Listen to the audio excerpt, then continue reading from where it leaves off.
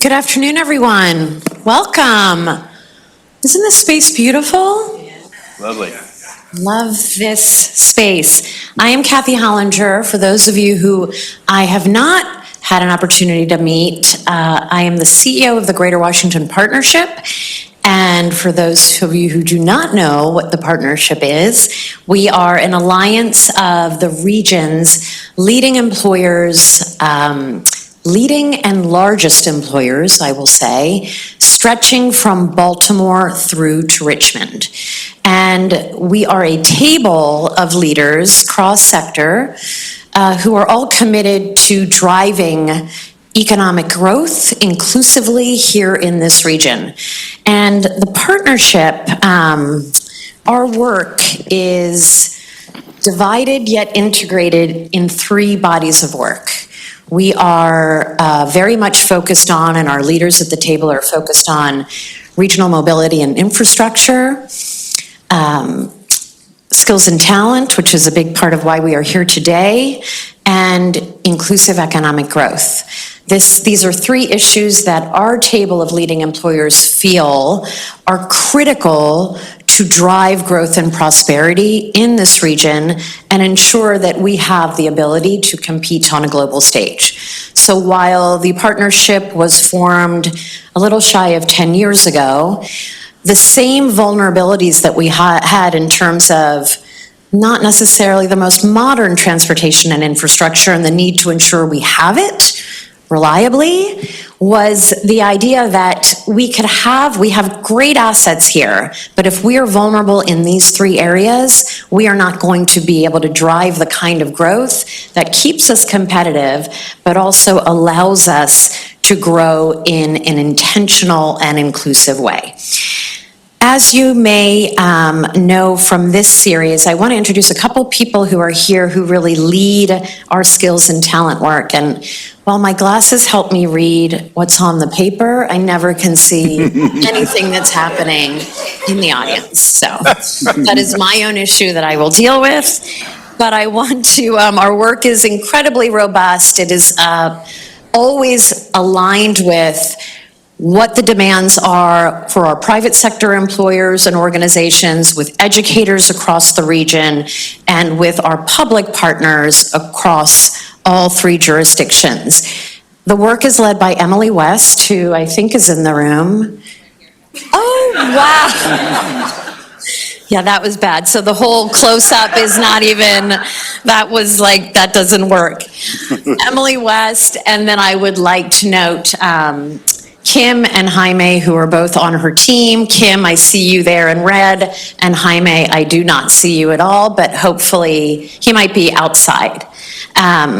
They work with so many of you in the room because we cannot do this work without you. And as we think about the collaborative model of work to pull the region together, to think about the challenges that we have, but really think about how do we consider solutions, we do not think about that in a vacuum at all. We have to think about it through people who are doing the work every single day, so we do thank you. So we have a great program for you today, a fantastic panel. I do want to, again, thank Accenture for the generosity of hosting us this afternoon in this phenomenal space. For those of you who know, Accenture has a very rich background in advancing talent development through higher education, which makes them the perfect partner for today's event.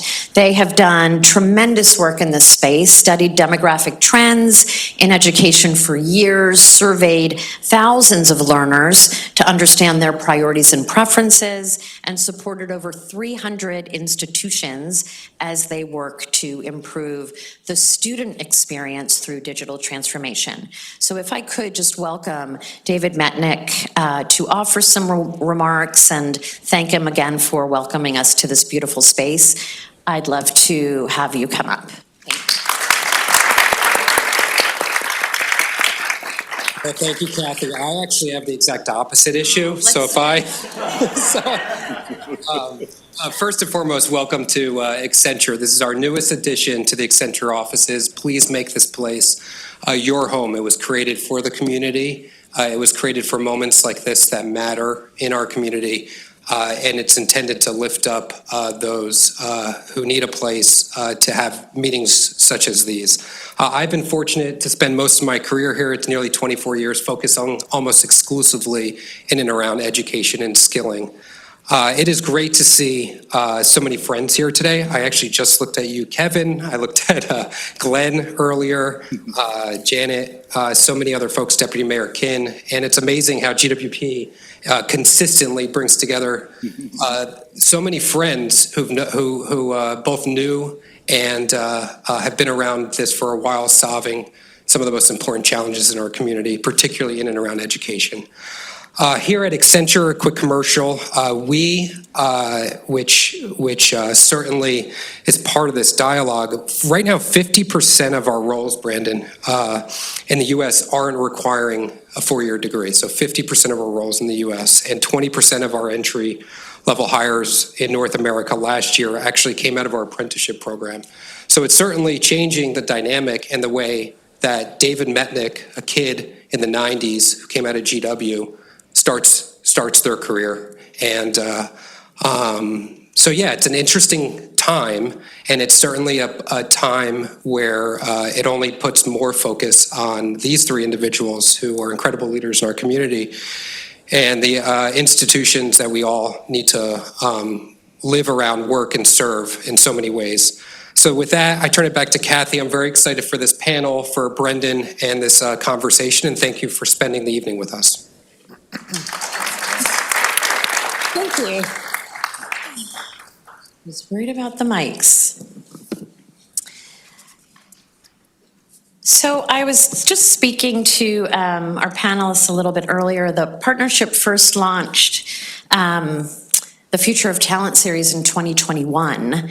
And it was really an opportunity to be able to showcase local, national, and global thought leadership, to share innovations in talent acquisition, consider conversations around retention and development overall. And in previous conversations we convened several months ago at JP Morgan Chase. Many of you were probably there, but we've convened regional leaders from across our partners to discuss apprenticeships, employer approaches to skills-based hiring, upskilling, reskilling, and so much more.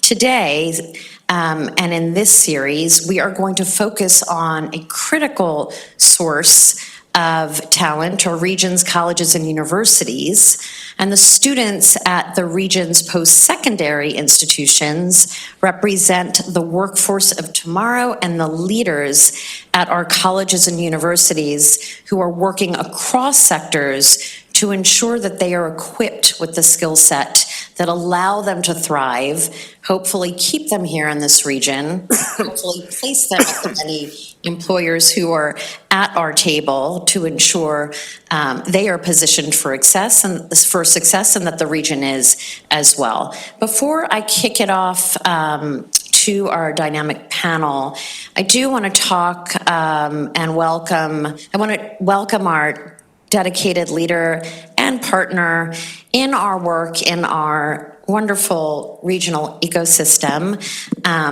who advances education and talent within the region in the work that he does.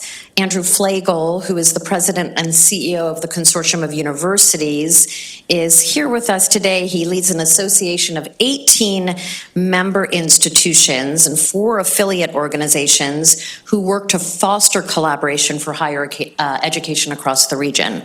I am a very big believer in there has to be integration with all of these organizations that are working to advance similar issues. The work that Andrew does, he has shared board partners who are part of our community, so our alignment is incredibly appreciated, Andrew. Andrew is also a member of the Greater Washington Partnerships Leadership Council, which is a body of employers who come together specifically to have the kind of conversations across jurisdictions to advance some of our issues outside of skills and talent, but anything that is rooted in driving our region forward. So Andrew, I would love to bring you up to the stage, the podium, not the stage, to offer some remarks, but I do want to thank you for your partnership as well with the Greater Washington Partnership.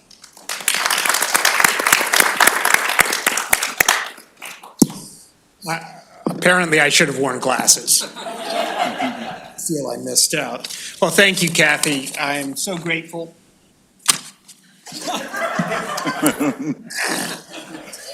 Big trick. It does, yeah.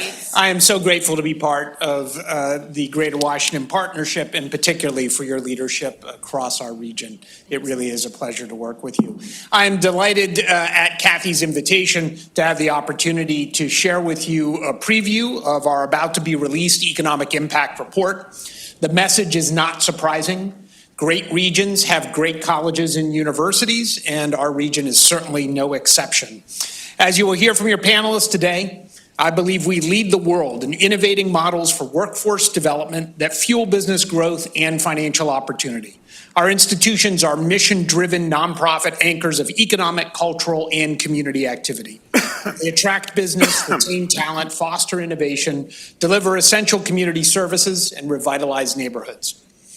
This cohesive and collaborative, as you just said, ecosystem really powers our local economy. Its effects ripple across the region, and our models are echoed and I would say really envied across the world. You'll hear from our panel also, I believe, how our institutions lead the nation in embracing stackable, non-traditional credentials, ensuring workforce and opportunity expansion. Those non-traditional credentials, as many of our partners in the room know, include military service, apprenticeships, boot camps, dual enrollment, and so much more. We leverage these programs in partnership to prepare a resilient and adaptable workforce, equipping students with the skills needed to meet the demands of emerging industries, and allowing students to transition seamlessly from training to community colleges to baccalaureates, providing accessible, affordable education and workforce training tailored to industry needs. We foster close corporate partnerships from defense to finance and crypto to quantum, to address our country and our region's most critical needs and opportunities. In addition, according to the study we commissioned by the Center for Regional Analysis, last year, consortium members generated over $15 billion in economic activity for our region, supported over 100,000 jobs, enrolled over 300,000 students, providing them with $1.6 billion in financial aid. Most of our graduates, as you mentioned, remain in the region, contributing to the workforce, economic growth, and strengthening our tax base. Now, most of you know that colleges and universities around the world face steep demographic challenges in the next several years. And this week, particularly yesterday, highlighted that we may have a bit of policy uncertainty we are facing. It's okay to chuckle a little today. But times of uncertainty also create opportunity.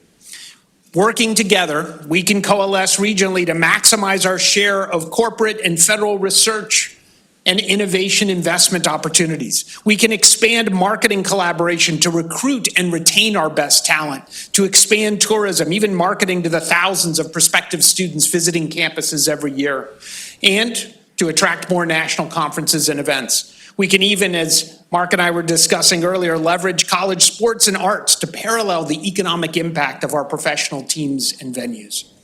There is so much more that we can do together. Thank you for being here. Thank you to Accenture for hosting us and the Greater Washington Partnership for convening us all and being critical partners in advancing opportunity across our region. Under 3 minutes, I think, as promised.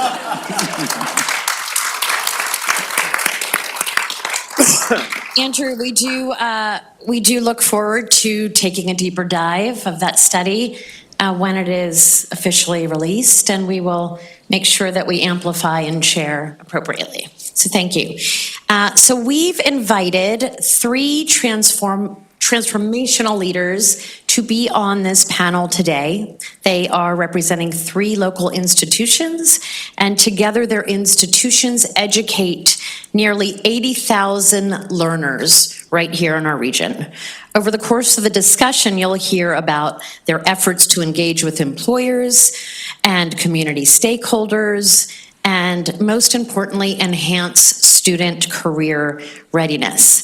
We also have a fantastic moderator for the day, Brandon Busteed. Brandon is the CEO of BrandEd, which partners with leading brands worldwide to create industry immersive educational courses. And prior to BrandEd, Brandon spent time at Gallup leading initiatives across higher ed, government, and employer partnerships, and at Kaplan, serving as their Chief Partnership Officer and Global Head of Learn Work Innovation.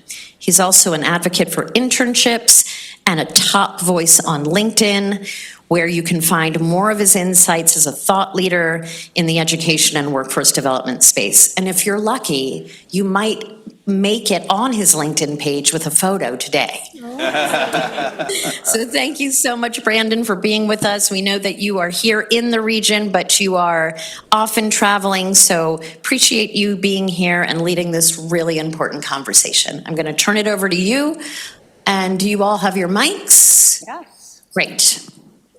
So let's test that. I think, is it work? Yeah, I don't need that one. They got me, but I have to confess, the most nerve-wracking part of this whole day for me was making sure this was turned on. I'm colorblind. Red is off, green is on. I can't tell the difference. So the good news is, you can hear me. I have passed the greatest hurdle of my day. Thank you.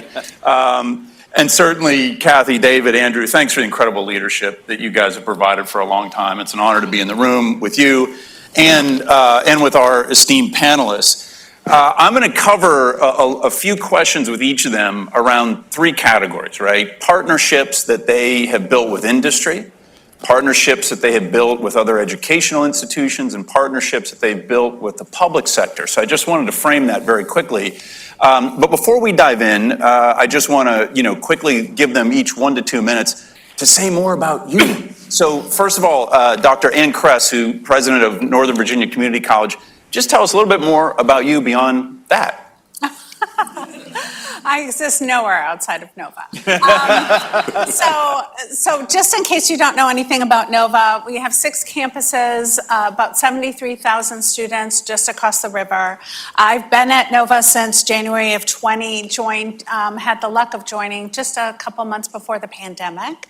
But one of the interesting things I would say about Nova as an institution, and really our focus on student success, is we actually reversed a 7-year enrollment decline during the pandemic. And it was because we really showed our students, as we kept telling them over and over again, you matter to us at Nova. Right? And I think that's one of the themes that you'll be hearing here today, is that at a time when there is ever greater public lack of trust in higher education, in what our institutions are doing, it is essential for us to convince our students and help them understand that they do matter to us, not just as enrollments, but as individuals with hopes and dreams and aspirations. I was a first-generation college student.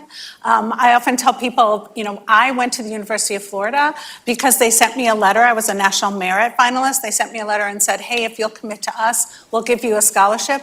I didn't know where Gainesville was. I'd never visited the University of Florida. Someone told me it's the Harvard of the South. I realized later it was because all the buildings are red brick. So, when it was time for me to go to college, my family loaded my stuff up in the station wagon and drove me up I-75 to UF. I now have 4 degrees from UF, and I'm a go-gator to my core. I bleed orange and blue. But so many college students are just like I was, right? They don't know what college is. They don't know the rules of the road. And so that's what I've dedicated my career to. I've been in community colleges for more than 30 years because I'm really Pollyanna-ish about our mission, about keeping that door of opportunity open, about making sure the front door isn't simply the back door in disguise, right? Making sure that students are successful and honoring every individual's goals and recognizing that not all of those are to earn a 4-year degree, right? And that there should be pathways for individuals who have incredible skill sets that the economy needs, and we need to find a way of communicating those skills to employers. Awesome, thank you for that. Now, Dr. Maurice Edington is the president of the University of the District of Columbia. Tell us a little bit more about your background. All right, thank you, and good afternoon. So I have been the president at the University of the District of Columbia for about a year and a half. I got here in August of 2023. Prior to that, I spent the bulk of my career down in Florida at Florida A&M, FAMU, chemist by training, but the last 20 years I've been in administration. Was really attracted to UDC by the uniqueness of the institution, right? It's one of the few institutions in the country that has credentials offered at every level, from workforce certificates, AA, bachelor's, master's, PhD, JD. And our institution has 4,200 students, 3 campuses spread across the district. We're a land grant institution. We're an HBCU. So very unique. We have a farm out in Maryland, right? So we do a little bit of everything. And so it's just being in DC is such a different ecosystem for me in many ways. But as you'll hear later, the uniqueness of this institution in DC attracted me, and there was one primary reason. It's the ability to have an impact on students and the residents in a much more directed way here than in my past, right? Like we can touch the students, the agencies, our partners, corporate sector, because we're all compressed in this little small geographical region. And so it just gives you an opportunity to have an impact on a very short time scale. So I'm just very excited to be here. Awesome, thank you. And Dr. Mark Ginsberg, who's the president of Towson University, I'd love to hear a little bit more about your background. Sure. Kathy said that the partnership is between Baltimore and Richmond. I guess I'm the Baltimore guy here today, so great to see you. But I've not been always a Baltimore guy, as you'll hear. I've lived in the D.C. area for over 40 years. Came to Towson about the same time you came to UDC, and the 14 years before I was at George Mason, where I was the dean for 10 years and provost for 4. Andrew and I had the privilege of working together many years early in his tenure there and my tenure at Mason. Before coming to Mason, though, I spent many years at Johns Hopkins, so it's actually my second stint in Baltimore. And we go back and forth. We actually have our home here in Tacoma Park, where we've lived for since 1981. And now we have a place on campus. I said earlier to the group here, I actually live in a residence hall on our campus, which is another story which we can talk about later if you want. But it's been a great journey in higher education, but also in healthcare. My background is I'm a clinical psychologist, practiced for many years, both at the Hopkins Hospital and in a private practice in Silver Spring. And so my background is in education, but also healthcare. I know we're going to talk a little bit about healthcare a little bit later. A little bit about Towson, just to give you a sense. You may not be familiar with our university. We're the second largest public university in Maryland, part of the university system of Maryland. 20,000 students, a minority-majority university. 40% of our students identify as Caucasian, 60% identify as being members of a minority group. And Towson is a social mobility university, much like the experience I had at George Mason. So the Wall Street Journal, one of the rating services in higher education, just ranked TU as the #1 public university in the state of Maryland, which we're very proud of, number 15 public university in the United States, which we're equally as proud of. And so the reason for these growth in the rankings actually has to do with the conceptual model of the university and the performance data that we take people, as my friend Greg Washington at Mason used to say, from the point A that they started at to the point B they want to get to. Mason and Towson are very similar, which is one of the reasons I came to Towson. The highest graduation rate at Towson University among all of our groups, ethnic groups, gender groups, different groupings, geographic groupings, the single highest graduation rate is African American women. Very unique for universities, and there's no difference in graduation rate and academic performance between any of the subcategories of our students. And so I'm very proud of Towson being an engine of opportunity for students, an engine of social mobility for our graduates, an important driver of the economy of Baltimore City, Baltimore County, and the entire region. And it's really a great privilege to be here because we see ourselves not just being a citizen of Baltimore, but being a citizen of Maryland and being a citizen of the District of Columbia and the DMV generally. And so thank you for, we'll talk much more specifically about many pieces of what we do and how we do it, but that's kind of a thumbnail of who we are. That's fantastic. Now, by the way, there aren't many college presidents who live in the dorm. I mean, I hope you all realize how unique that is. Now, I should tell you, it's actually an apartment in the dorm. Oh, so- I'm gonna say it's- dorm. I'm just gonna it's stick not with a the triple. messaging. It's not you a know. triple. Dr. Edington, let me lead off with you.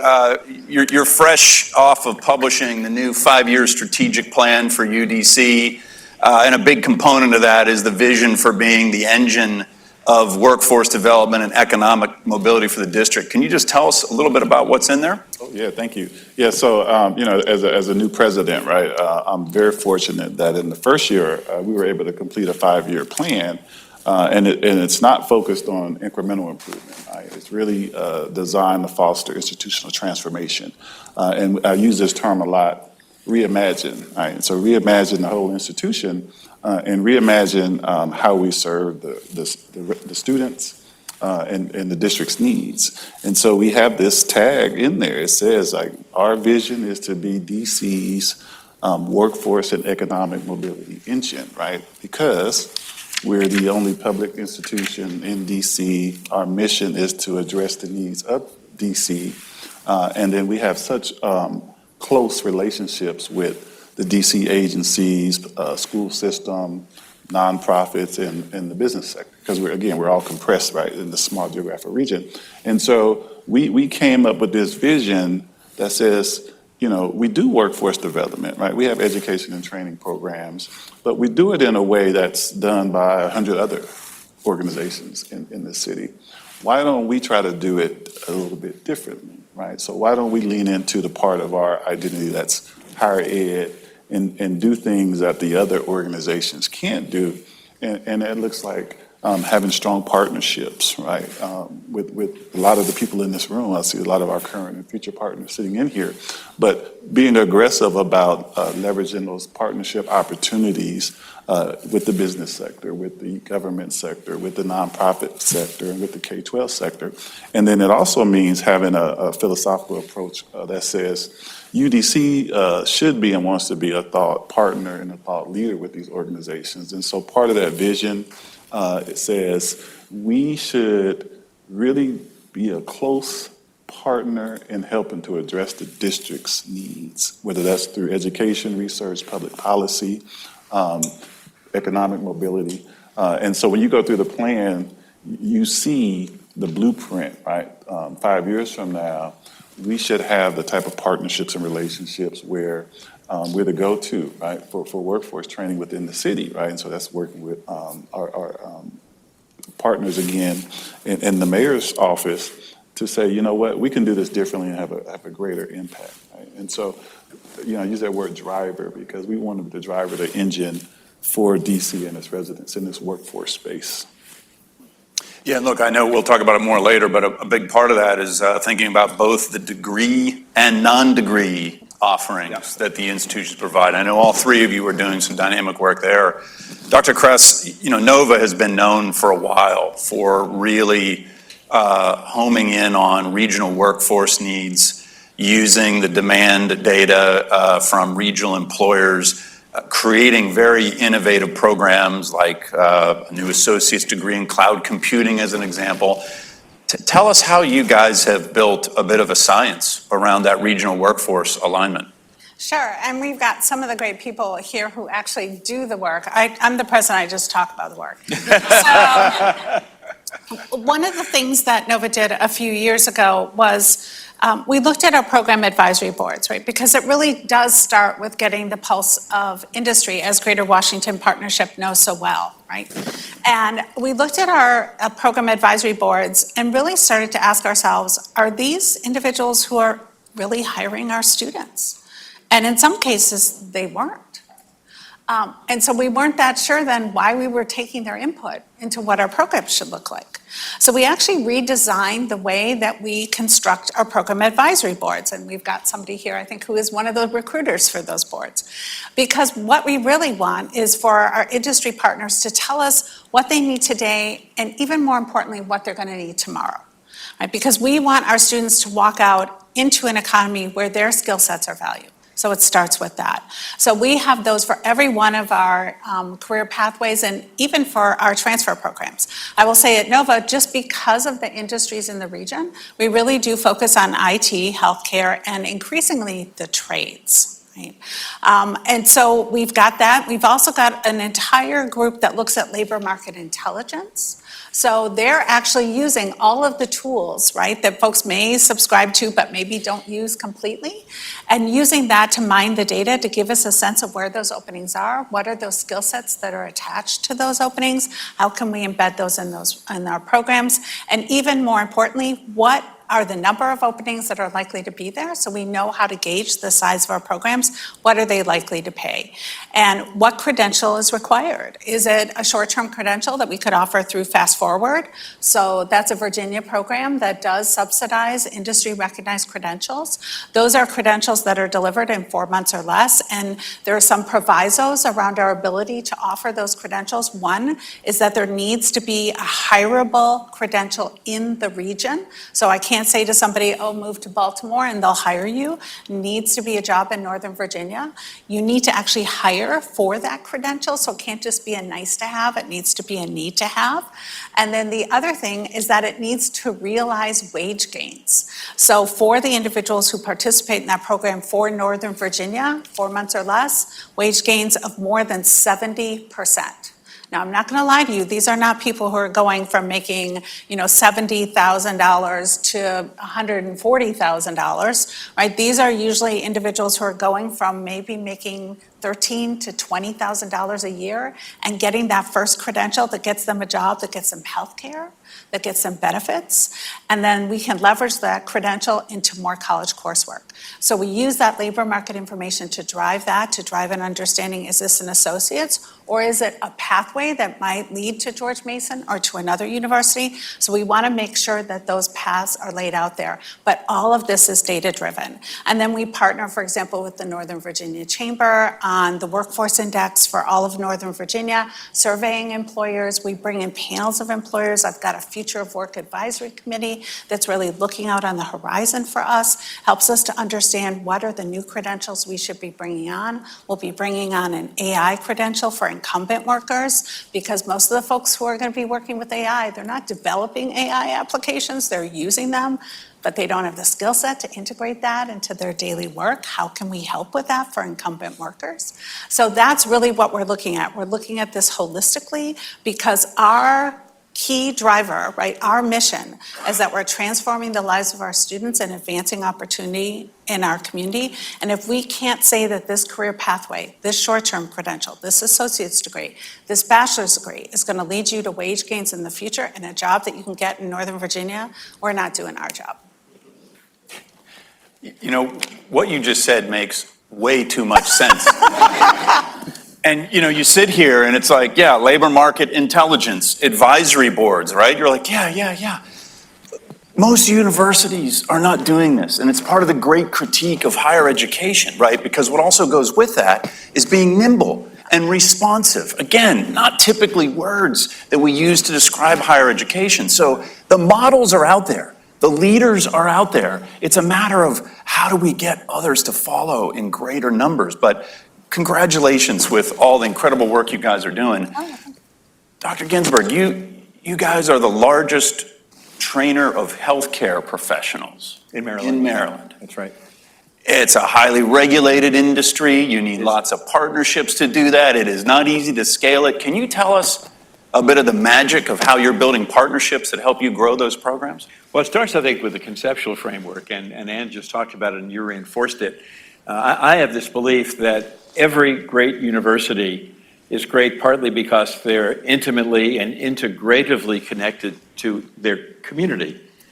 And perhaps just as importantly, every great community in this country, I believe, is connected to a great university. And so if university leaders think of themselves not just as leaders on their campuses, but leaders in their community, and community leaders think about themselves not just leaders in their industry, but leaders across industries in their community, then I think we can make a difference. We've tried to do that in healthcare at TU. Some of the highest need, highest, most valued professions, but greatest need professions in terms of the workforce are in healthcare and also in education. We have a tremendous teacher shortage in this country. Those are the two historic spires of excellence of Towson University. Began as a normal school, began as a teacher training institution. It still has the largest college of education in the state of Maryland. There are 6 colleges, schools and colleges within our university. Education, historically, it had been the largest. Today, it's the smallest. Healthcare, our College of Health Professions, is the second largest, and it's growing. We just opened a $300 million building that the state of Maryland erected for us to provide state-of-the-art training through simulation labs, through all kinds of high-tech environments for our students. And the largest programs are nursing, physician assistants, occupational therapy, a new program, a doctoral program in training people to work with those on the spectrum of autism, and one of the only doctoral programs in the country that's doing that. Healthcare management, healthcare administration, exercise science, programs that make nutrition, programs that are making a difference both interventively and preventively. But it begins, I think, with those industry partnerships. So we have physicians and nurses and PTs and PAs coming into our facility for advanced training. We meet regularly with CEOs and the leadership of the hospitals. Our campus is kind of unique that we're ringed by 3 hospitals. It's Towson University, and there are 3 hospitals that ring our campus: the Greater Baltimore Medical Center, GBMC, St. Joseph's Hospital, which is part of the University System of Maryland's medical school hospital system, and Shepherd Pratt, one of the largest, most prestigious psychiatric facilities in the country. So we're kind of unique in that regard. We don't have to go very far to be community embedded, and those institutions don't have to go very far to be university embedded. And so I think it becomes a model. The CEOs of those institutions and myself meet regularly. We meet virtually monthly to talk about what are the needs that they have and what are the needs we have. Our needs, by the way, and the needs of most educational institutions providing education in the healthcare fields, what we need are placements for students, clinical placements for students, which are very hard to find. What hospital systems and healthcare institutions need are healthcare professionals. That's a marriage made in heaven when you think about it. And so we have tried to create heaven with that marriage and to create those kinds of linkages. The last thing I'll say is that in terms of community partnerships, one of the biggest problems that students have today is being able to afford their education at the higher education level. In healthcare, it's very expensive to train healthcare professionals. Facility needs are high, practicum, preceptor needs are high. It's a very high-touch, high-expense field. We've gone to healthcare system partners in the region, to Johns Hopkins, to the MedStar system, to University of Maryland system, to the LifeBridge system, to other systems, to say, let's make a deal. And the deal is that you provide subsidy for our students for their training programs. In exchange, those students will become employees of yours in exchange for tuition assistance over time. That's also a marriage made in heaven. But it's not made without strategy and deliberativeness and really being very strategic in your thinking to create those partnerships that are mutually beneficial, that are win-wins. Actually, it's a trifecta. It's a win for the university, it's a win for the healthcare system, but most importantly, it's a win for the student. They're being trained, they come out without debt, they come out with a job and a placement, and they know how to do it. One more thing I'll say is that in our facilities, we've just opened up, I said, is this new building. In our simulated environments, we have a simulated hospital, we have a simulated emergency department there, we have a simulated outpatient center. We've brought into the facility the exact same equipment that's in the hospital systems. The blood pressure cuffs are the same, the monitors monitoring EKGs are the same. So students are being trained in a simulated environment, much like we train pilots today, that they're being trained to handle situations before they become situations, and to do it with the same equipment that they'll be using when they're not in a simulated environment, but in an in vivo environment. So all these things are important, but it begins, I think, with the partnership, and it continues throughout the experience with those partnerships. Yeah. So many building blocks to make that happen, and I'm so glad you mentioned both the profession of teaching and that of nursing, because both of those, we have projected shortages of human labor for decades out right now. There is no end in sight. One of the articles I wrote in Forbes last year was about prediction that we'll have brownouts in schools, as in like they won't be able to operate 5 days a week because there just won't be enough teachers. Maybe they'll have Fridays off and they'll mix. I mean, so we have a major challenge on both of those. And let me add one more piece to that, pipelines. because that's a really important point. But the issue is not just bringing people into these fields. The issue is retaining them in these fields. Right. And the issue is providing them with mentorship, with nurturing environments, with continuing professional education, with ongoing support over time. The teacher shortage is not just a shortage of people coming in. The nursing shortage is not just a shortage of people coming in. It's a shortage of people staying in the fields. And that's got to be an important part of our mission as well. Yeah, for sure. Well said. So Dr. Kress, back to NOVA, one of the things that you guys have been nationally known for is your partnership with George Mason to make a much more seamless transition for transfer students between a community college and a university.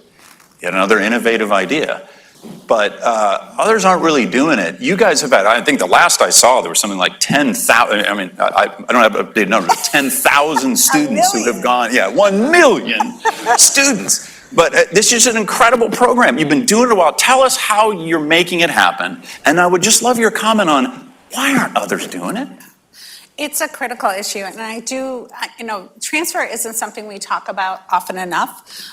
The national data are that when a student transfers from a community college to a university, from one university to another university, which they do with great frequency now, they're going to lose more than 40% of their credits, their college credits, more than 40%.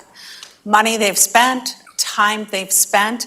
And so then if you think about what's going to happen to the likelihood that they will actually complete when they transfer, it takes a huge nosedive.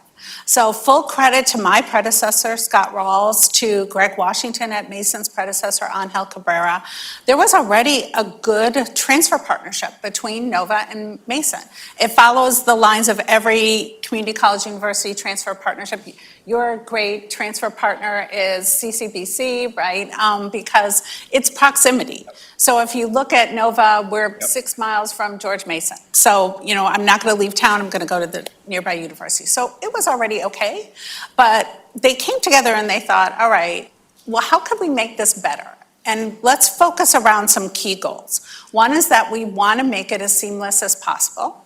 2 is that we want to make it as affordable as possible. And 3 is that we want to increase success metrics. And then the 4th one was we want to make sure that this program reflects the diversity of the students at NOVA and the diversity of the students at Mason in that journey. And so it's been remarkably successful. The U.S. Department of Education's called it one of the 2 most effective transfer relationships in the country. And so what is it in principle? Students who are at NOVA within their first 2 semesters raise their hand and say they want to be part of this partnership. It's called Advance. They fill out a single-page online application. The GPA requirement is a 2.5, so it's not like these are going to be your honor students necessarily. The key in getting them early is that we're going to connect them to a coach at NOVA who helps them through this journey. They're going to get a transition coach in their journey over to Mason, and then once they're at Mason, they're going to get a coach as well. Getting them early also allows us to connect them to a transfer pathway. Yep. So they say what they want to do when they grow up and they go to Mason and become patriots and are no longer Nova Nighthawks. And they tell us what that degree path is, and every step of it is mapped from that point forward. Our amazing faculty, Mason's amazing faculty, have sat down and mapped every one of these 80+ pathways, so the student now knows every single course they should take at NOVA, every single course they'll be taking at Mason. They can be a part-time student, a full-time student, it doesn't matter. That path is going to work for them. They've got certain milestones, right? They've got to keep that GPA. In some disciplines, maybe it's a 2.75, not a 2.5, right? But that's pretty much it. There's no cost associated with it. There's never another transfer application for it. And what happens is 100% of those credits will transfer over to Mason. They complete their associates at NOVA, go over to Mason. So all of their money counts, all of their time counts. And what we found is that the students who are part of Advance at NOVA, the retention rate is higher, the graduation rate is higher. When they transfer over to Mason, more than 90% of them will graduate with their 4-year degree from Mason in less than 2 years after transferring. Less than 2 years. That's incredible, right? And when we look at the demographics of the students, the majority are first-generation students. About 35% of them are Pell eligible, which we could talk about what makes a student Pell eligible in Northern Virginia all day. I could, at least, and sort of the vagaries of that system. But so they're exactly the students that we want to see. Students of color are overrepresented in advance compared to the representation across Northern Virginia. So it's hitting all of those metrics as well.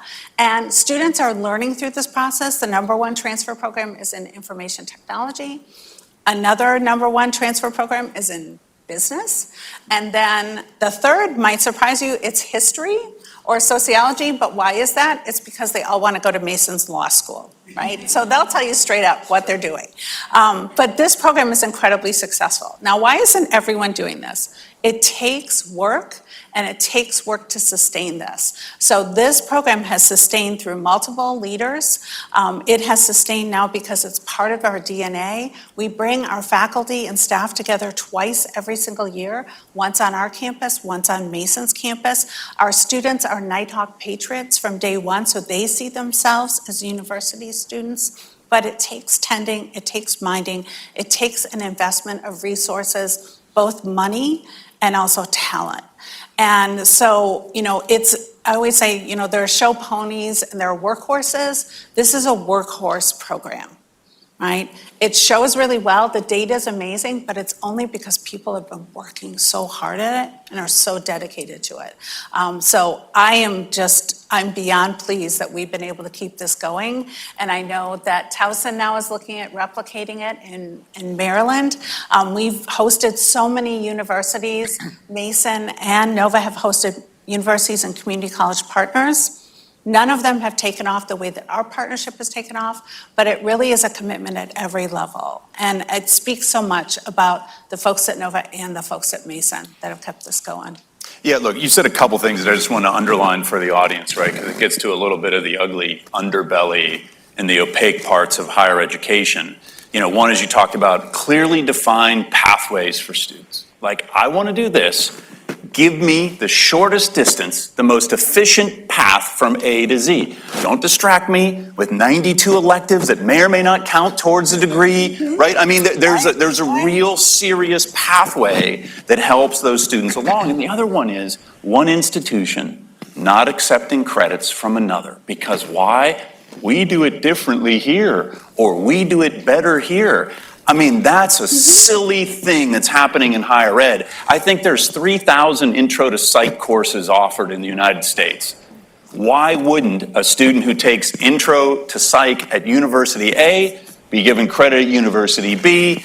That's a whole undertaking, and it's a workhorse undertaking. So, yeah, Dr. Ginsberg, go ahead. Let me just add, because this is a remarkable program, absolutely remarkable. To think that 90% of the students who transfer are graduating, you have to understand the difference. That's more than twice the national average. In fact, it's probably close to 3 times the national average. At Towson University, 50% of our students, when I was at George Mason, 50% of Mason students transferred to the institution. Before this program, they usually lost 3 things. They lost credit, they lost time, and they lost money. This is an amazing, amazing program, and that's why we're trying to replicate it in Maryland. I've been asked by the governor, actually, to chair a task force in Maryland to try to bring a contemporized version of transferability to the state of Maryland, based in part, not in full, because there's some vagaries of differences, but based in part upon what I think is the most successful model of the country. Yeah. Go ahead. Just really quickly add, one of the other things we're doing now is we're pushing this down into high schools. So Nova offers free high school dual enrollment, free college courses to every student within our service region, 4 counties, 5 independent cities. And that's about 14,000 students a year. And what we want them to understand is that those courses would count towards this pathway as well. Because if you think about affordability, 0 cost when you're in high school, we're about half the cost of Mason when you come to us, and then you go to Mason, which is one of the more affordable public universities in the Commonwealth as well. So you've taken that cost and you've reduced it, you've taken the time and you've reduced it, and suddenly that 4-year degree isn't just a dream, it's a reality. Let me Big-time say one more engagement. thing, that these things don't happen by accident. Yeah. And they happen because of leadership. And Dr. Kress has truly been a national leader in this space. And we really owe her a debt of gratitude. Craig Washington, I want to give Craig a She big. really has been. Yes. She really has. We've worked together for years, and Yes. it's really the case. So, Dr. Ginsberg, as long as we're on this, my next question for you is about partnerships that you're looking to build with other educational institutions. And it sounds like on this very point, transfer and other things might be on it, but could you just tell us a little bit But about that? transfer is one, but there's another set of issues that we're looking at in terms of partnerships. You know, there are fields of study that are high need, high cost, but low enrolled. Can you imagine if you were a university administrator coming to a university and building a university, they should actually host a philosophy department? 6 students, high-priced faculty. But can you imagine a university without a philosophy department? I can't. So what we're trying to do in Maryland is something we began exploring when I was in Virginia, is can you look at high-need, high-cost, low-enrolled programs in a new environment where virtual education is becoming ubiquitous, and have institutions share programs? So at Towson, we're in the midst of creating programs that are core courses being taught at TU, but electives being taught at the University of Maryland College Park, at Bowie State, at Coppin State, at University of Maryland Eastern Shore, at any of the institutions that we're partners with, so that we're partnering on these things. And what it does is it provides students with an opportunity to have specialized instructors who may have a particular specialty that we don't have, but College Park does, and to benefit from that. And at the same time, it creates a more efficient kind of economy of scale, if you will, from an economic point of view, to create those partnerships. So I think the future of higher education is in creating meaningful collaborations, both on the academic side, but frankly on the administrative side as well. Can you share services? Can you share back of the house operations that make a difference? Because look, the reality of it is the budgets for education are not getting any bigger. In Maryland, we have a $3 billion structural deficit, some of you have heard. There are cuts that are taking place across the state. We need to find ways to be more efficient, at the same time to be just as effective. And I think this is one of the models that, to me, makes a lot of sense, is to think about, are there vibrant, innovative collaborations that are beyond the norms? Universities have never been known as great collaborators among each other. They're usually known as competitors with each other. I want to be, I always tell people, our mantra is we're a university for the public good. And our tagline is we're a university for Maryland is our tagline. And this is the way we can be for our state, is to train people from high need fields, but to do it in a way that's collaborative across the institutions. Yeah, I'm really hopeful. You didn't use the words, but to me, it's an example of what I see as a course sharing movement, and openness among higher ed. There are now, third parties that are helping create platforms where, for example, small private liberal arts colleges can share courses. So if you're Oberlin and you don't have a French department, you can have a student take a French course at Middlebury because they're known for their foreign language. And why replicate that, as its own standalone And by the way, department? here in the city, and Andrew can talk about this because he's been the forerunner of it, is students could take courses at different universities without paying tuition to the university taking the course at. There's a shared arrangement. As a George Mason student, you can take a course at Marymount, you can take a course at College Park, you can take a course at Georgetown and pay tuition to Mason. And same thing with the Georgetown student, they can come to Mason and take a course. We have a similar situation in Baltimore. We have an alliance among universities in Baltimore, the major public and private universities working together to allow our students to share and be able to have that kind of collaboration. Really important and unique. And it's great to see. I'm really energized by those types of examples. Dr. Edington, we mentioned it earlier, people think universities, they think bachelor's degrees, they think master's degrees, they think PhDs. 1 second. You guys are a university. You're also offering associate's degrees and non-degree programs. Can you just tell us a little bit more about that? Yeah, and one of the things I like to do is use the analogy of a freeway, right? And so UDC is its own system. And so we're a freeway in terms of being an educational ecosystem. And the vision, right, is really citywide. The mayor has a vision of a P20 ecosystem, right? so that DC residents can get on the freeway as early as pre-K and have a pathway all the way up to a PhD degree and never have to leave DC, right? And so UDC is firmly entrenched in the center of that vision. And so we have workforce development programs where you can take courses, you can get a credential, get a job. And then there's a concept, you heard earlier from Andrew, stackable degrees, right? And so you can go work and come back and then go to our community college program, right? So where we offer an AA degree. And again, get the degree, get a job, come back, and then get back on that freeway and get a bachelor's degree, right? And so that's the vision. And it's so funny that, and does such a good job of describing these models, and it makes so much sense. Every time I hear her talk about it, right? But you have to ask the question, well, why aren't we all doing it? I think too, a lot of it is having, a vision, strategies, and a framework, right? And so the first time I heard this concept of a P20 ecosystem, I said, that's it, right? Seamless pathways.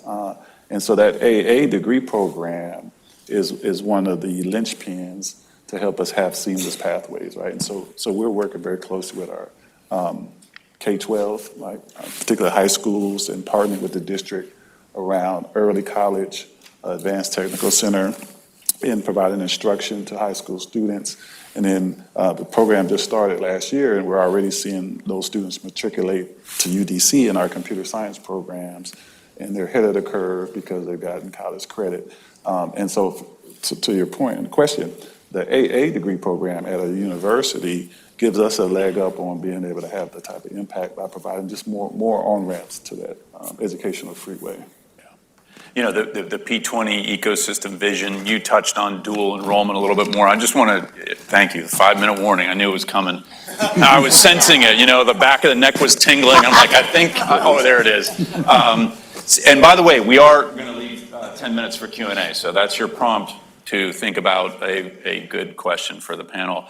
But dual enrollment has been surging nationally, right, which I take as a very positive trend, right? Students, parents, families becoming more aware of it, being promoted more, it's more partnerships that are making it happen.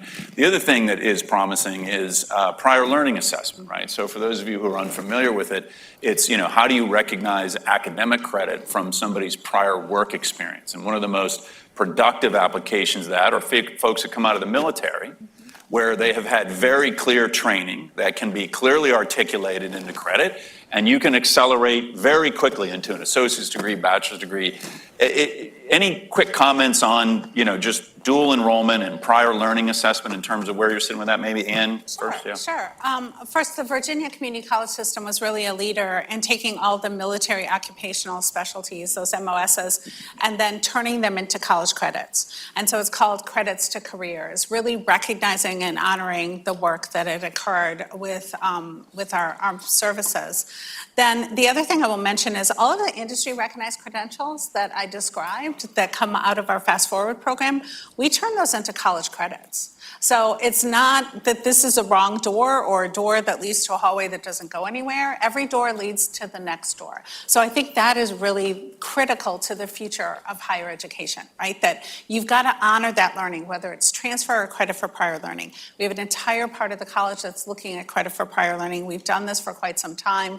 You can even look at our catalog and see what some sort of industry recognized credential is going to be worth in college credits. You can get your background evaluated through our credit for prior learning sort of office and get college credits for that. If you've written technical memos for 20 years, why in the world would we make you take technical communication, right? But there's got to be a way for us to credential that because we work within higher education.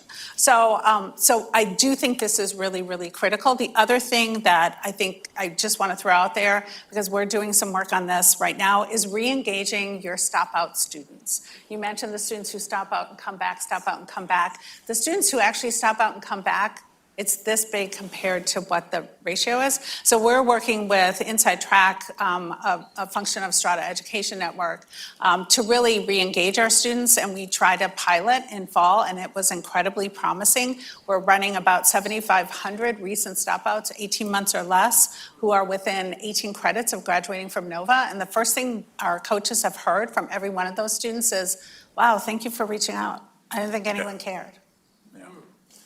Such a powerful thing. So on this, you know, we talk about dropouts, stopouts, right? Those with some college, no degree is an interesting stat. We are producing, not quite, but almost as many dropouts, if I'll use that as a term for now, annually, as we are degree holders. So there's about 1.4 million students annually who are stopping out of college, and we're producing about 2 million graduates annually nationally. Right, that ratio can't continue. So these efforts to re-engage those who, you know, took some time off, there's all kinds of reasons in there, so critical. Yes, go ahead, Mark. And I think that's a really important point. There are over 40 million people like that in the United States. Yeah. But we need to do a better job in higher education, I think, providing access to higher ed in ways that we've been resistant to as an industry. You know, whether it's competency-based assessment, as Ann was talking about, which is an important piece of the puzzle. Whether it's not about leveraging our new knowledge about virtual education in ways, maybe it's about bringing classes to communities rather than bringing communities to the university. I have a strong belief that we should be teaching our classes not necessarily in our buildings, but in community centers, in high schools, in community institutions. Because if we want people to benefit from higher education, we can't expect them to come to us. We have to go to them. We have to think about doing it in ways that make a difference in their lives. By the way, one more thing I'd say, and that's the issue of upskilling, which we haven't really talked about. That one of the reasons I think a lot of people leave fields is because they haven't had the contemporary knowledge to succeed in their professions as those professions have changed. So I think we have an obligation, too, to be involved not just in continuing professional education, but in upskilling of people in the fields in ways that make a difference today or tomorrow in their professional lives. Yeah, so many great comments today. We're going to open it up to your questions, so we're turning it to you. Do you want me to call on people, or are you going to hand the mic out? We'll hand the mics out. Okay, so we'll go with you. Yes, and the... Oh, sorry, okay, all right. Hi, I'm Carrie O'Reilly from Trinity Washington University, and to your point, the region has significant education deserts with areas where there is no footprint or very little footprint. Trinity is the only degree granting institution that offers any kind of support to the members of Ward 7 and 8 in DC. We provide those services at the ARC, a community center. We're reaching out to Cedar Hill, a new hospital opening in the George Washington system, to provide continuing education to their non-licensed, unprofessional staff in order to get them into nursing, radiography, occupational therapy, counseling, social work. Right? So it means that you have to live your vision. All of these institutions have visions about that. So my question is, how do we more actively reach out to those deserts, A, identify where they are, and B, be purposeful about how it is that we reach out to those people? Because it's untapped reserve of talent and skills because we don't notice that they're there. Dr. Edington, you want to field that one? Yeah, you know, I'll give you a perfect example of that. We have sites, 3 sites spread out across DC, and we have a workforce development program over in Ward 8. And I was very surprised to learn that the majority of the participants are not in Ward 8. And talking to local politicians and community members, what we found is that the residents just were not aware, right? We got this nice shiny building there, with nice signs out in front. But the residents of Ward 8 were not aware of what was going on inside of the building. And that's our fault, right?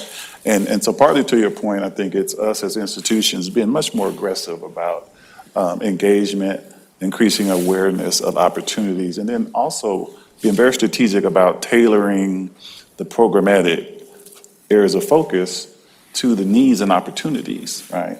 And so we're looking at Ward 8, Ward 5, Ward 3, where we are, and then obviously to your point, we're not present in other wards, right? But there are needs, and so I think, and you said earlier, is just rethinking how we offer our programming and spreading out across our jurisdictions.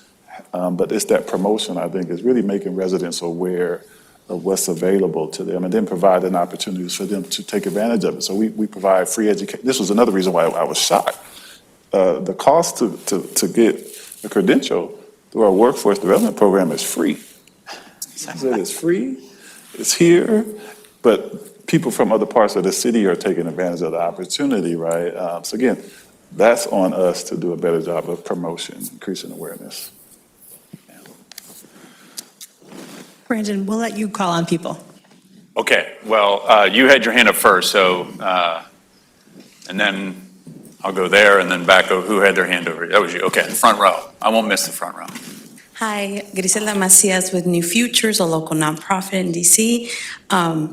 Really excited to see Dr. Edington, Dr. Kress. A lot of our students attend your institutions, very proud of that.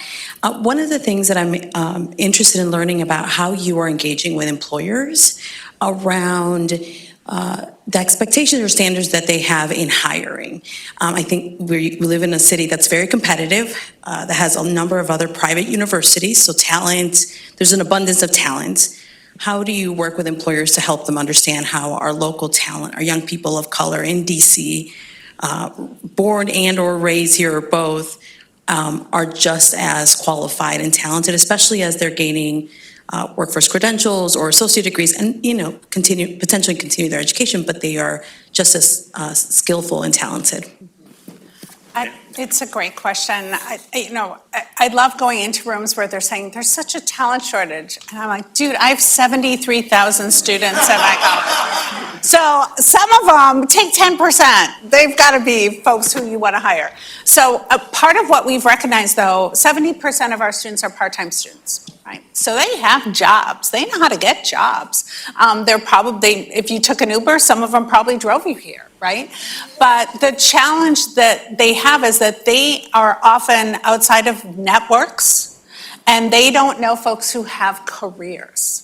So they can get a job, but they can't build a career, they can't build a network. So through our Business Engagement Center, and Dana Fallon, if you want to raise your hand, if you want to learn more about who actually does the work, it's Dana and her team. But we started what we called the Career Leadership Readiness Institute, CLRI, with some funds from our foundation coming out of the pandemic, recognizing that a lot of folks have been virtual and maybe hadn't developed the skill sets. So it's actually a boot camp to teach folks how to present themselves to employers, and we engage employers in meeting with our students, and they love it. And they're doing pre-internships, right? Or pre-interviews. So they're really talking to employers, getting that sense of what employers want. The employers critique them, right? You really need to make more eye contact. You talked about a lot of skill sets that I don't see anywhere on the resume you gave me. Here are keywords we're looking for in our industry, right? This is how you present yourself as more than this piece of paper. All of how do you build a good LinkedIn profile? Then we also get those employers to mentor our students so they start to learn who our students are, what their skill sets are, right? Because frequently you're talking about folks who don't know what community colleges are, might not know what UDC's mission is, right? So they're used to hiring a certain group of students who might have had a lot more scaffolding and supports than many of our students receive. So that introduction is really key. The last thing I can't say enough about is internships. I saw David Kroom here earlier. We're in Talent Ready with JP Morgan Chase funding pre-internships while students are still in high school. But one of the decisions we made at Nova was really to focus on paid internships, because we can't ask our students to give up paid work to go volunteer for your company, right? If this is something that's going to be a value, it needs to be valued. And so we have paid internships with everyone from data centers to the Smithsonian Museum of Asian Art, right? And it's helping students, again, to understand what that career pathway could be for them in fields where they don't know anyone who's ever done any of these things. And just to add another part to that, in addition, is one of the things that we realize is necessary is having the right set of performance metrics. And so we are now including postgraduate outcomes, right? So wages, the percent of graduates employed, but also employer surveys, right? But using those measures to kind of get back to your question, right? Ann talked about what we can do internally, part of the preparation and training, and then how we're assessing ourselves in terms of the job that we're doing, preparing those students to be the type of graduates that you want to hire. And so we have to listen to the employers and get continuous feedback. And so that's something that we're putting into, I call it our performance outcomes framework that we're developing. And those are going to be some of our most important metrics, is that postgraduate data. I'm glad you said that. I was going to add that as well. Sometimes in education, we look to accreditation. Accreditation is educators talking to educators. I like to bring industry people to our campus to critique our programs, to tell us what should we be doing to train our students to meet your needs. Not that we're training our students to meet our needs, but what are your needs? And to critique our programs, to accredit them in a sense, to say, are we meeting the mark? And surprisingly, sometimes you find out you're not. And you can do a better job, and people can help you do a better job.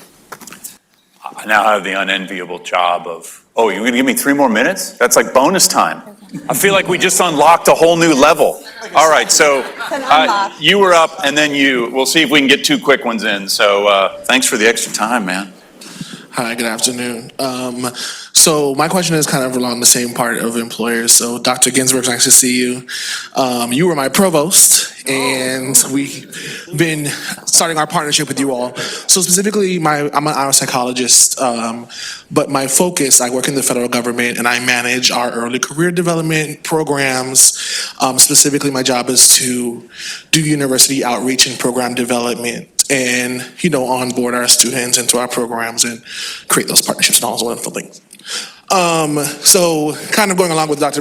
Ginsberg just shared, because we've had this conversation with our agency and you all, and we're going through that conversation now, but what is it specifically when it comes to, definitely recognizing, and I'm also a graduate of George Mason University, so recognizing all the work that you all have already done, and with the certificate programs and workforce development programs, and the increasing of prior learning credits. But when it comes to what we as the employers can provide, right? Because for example, when I went to Dr. Ginsberg and I say, hey, we want to broaden our partnership with Towson, I need your institutional assessment data. I need your strategic plan. I need all of these, right? We come to you and we say, here are the things that we want from you to show our ROI on investing in your institution and your students. But we also don't give you all always the opportunity to tell us what you need from us.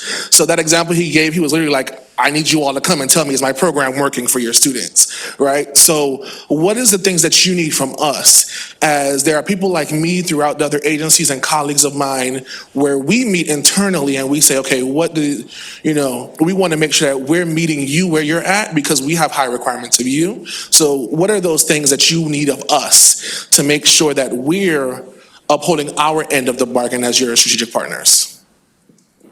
Mark, you want to take that one?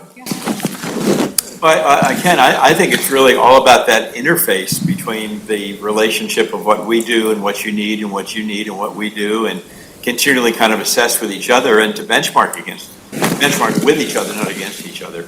I think that's really, really, really critical. Universities' curriculum oftentimes are prescriptive, and sometimes the medicine that the prescription has may not work. And if the medicine doesn't work, you've got to go back and find a medicine that does work. And that's kind of the approach I think that universities and employers need to do, is to figure out how do you target, in medicine today, proteomics is the big thing. Can you target treatments individually for patients to meet the disease characteristics that they're exhibiting? We need to kind of think that as a metaphor, I think, for the work that we do, to be proteomically based in terms of our stuff. Knowing that there are idiosyncratic issues too, that what your needs is in your organization may be different from his needs in his organization. So there are generics we have to build in. Can I just really quickly, I would say get the right people in the room, right? Because sometimes you've got the CEOs, which is wonderful, because CEOs are great, but we don't know. We don't know the actual skill sets that might be required for job A, B, or C. So you really need those hiring managers to sit across from, say, a department chair, a dean, some program faculty, to talk real apples to apples. Because otherwise, it's a great global idea, but it never is realized because it's too abstract. You really need to get down to the concrete. We'll do one last question. Thank you. Dr. Ginsberg was my provost. Hello everyone, my name is Zayed Hammond. I'm a graduate assistant at George Mason, and I also am the co-chair of the State Council of Higher Education Student Advisory Committee. As some of you in the room may know, Chev recently gave out $500,000 in grants to a couple of Virginia institutions, George Mason being one of them, to upscale the way that our federal work-study jobs operate, make them function more like professional internships. So that is the emphasis of my question. What can universities do in the greater Washington area to make their federal work-study jobs function more like professional internships? Thank you. Awesome ending question. Who wants to take it? Anybody?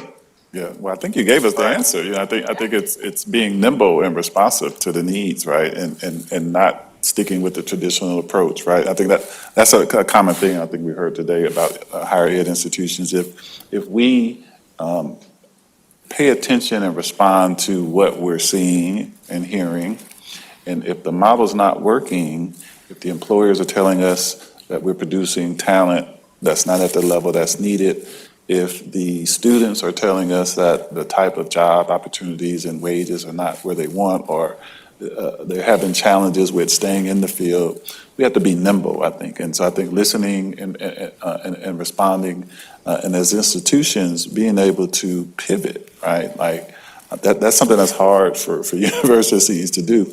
Community colleges, right, do it, that's your bread and butter, right? But for more traditional institutions, that's a very difficult thing. Partly is because you got all these brainiacs, right, academics who think that their way is the right way. But I think because society and opinions and perceptions have shifted with respect to higher ed, and people are realizing I can have a nice, high-paying job and a career that's rewarding without necessarily going through the 4-year degree path. So it's incumbent upon us to knock down those barriers and listen, I think. And then I think you described a model where financial support is provided to institutions to incentivize them to do it. So I think that's the other side of it, right, is that we need to have the support to facilitate us being able to do what you just described. I think that's a wonderful program. Well, you all just got a master class on how to do higher ed better. Give it a great hand for these three great leaders. Thank you so much.